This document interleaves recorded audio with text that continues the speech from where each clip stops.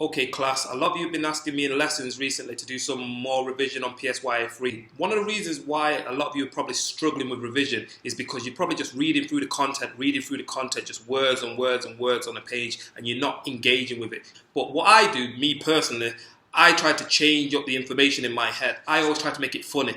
I try to make it relevant. I try to make it relatable to somebody. I try to make it distinctive. I try to make it significant. So we're going to try that today. Let's see what happens, okay? So the first topic we're going to do is breakdown of relationships. The most famous psychologist in this area is probably Steve Duck, and he's done research into why relationships break down and how relationships break down. So why is the reasons, whereas how is the process, what happens, what are stages people go through in the breakdown process. Good exam question for this topic that may come up would be something like this. First of all, we're going to start off with the AO1, knowledge and understanding. So tell me what you know about breakdown of relationships. So we're going to look at Steve Duck's why relationships break down. Now, when you're reading it on the page, this can all muddle into one and you can get confused. So this is where you have to start trying to engage with the information, try to make it funny, significant, stand out, relatable, related to your friends, related to your family, related to TV, related to anything that you know, so it stands out in your head. So maintenance difficulties is the first reason why relationships break down, according to Steve Duck and his research. Now, maintenance difficulties means when two partners find difficulty in being close to each other, maintaining that close physical contact.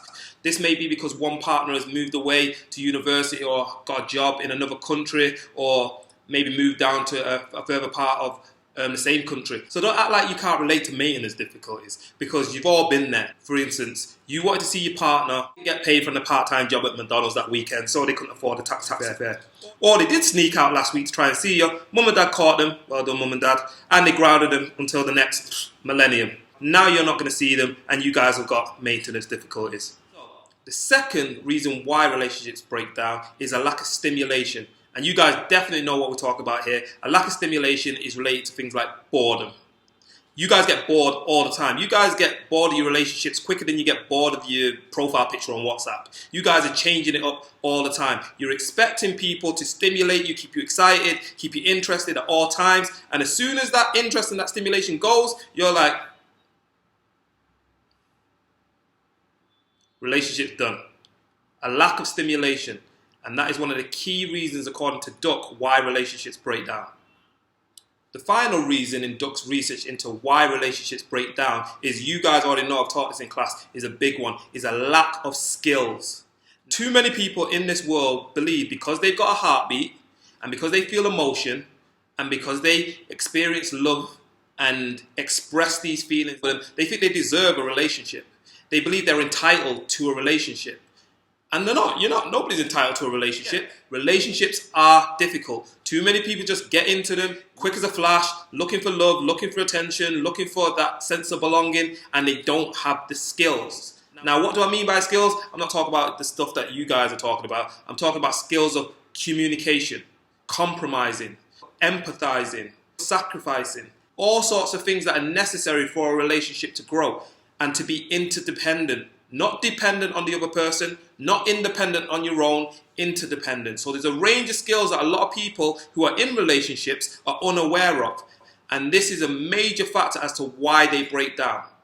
So let's relate a lack of skills to you guys, something that's applicable to you so you can understand it. So a lack of skills would be, remember when you was in primary school and there was that one kid that would never share their sweets or their toys? And you're like, oh, that's so selfish. And then they got into high school and they still wouldn't share their sweets or the toys, and you're like, oh my God, so selfish.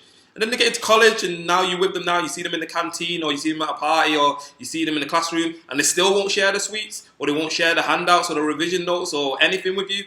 And they've gone all the way through their life, and they've never learned how to share. And then they get into a relationship where sharing becomes important. And then they can't do it. And you've got a problem. No, you don't have a problem. Your relationship's done. It's over. You're going to break up. If you don't know how to share and compromise with your partner, that relationship is going no place.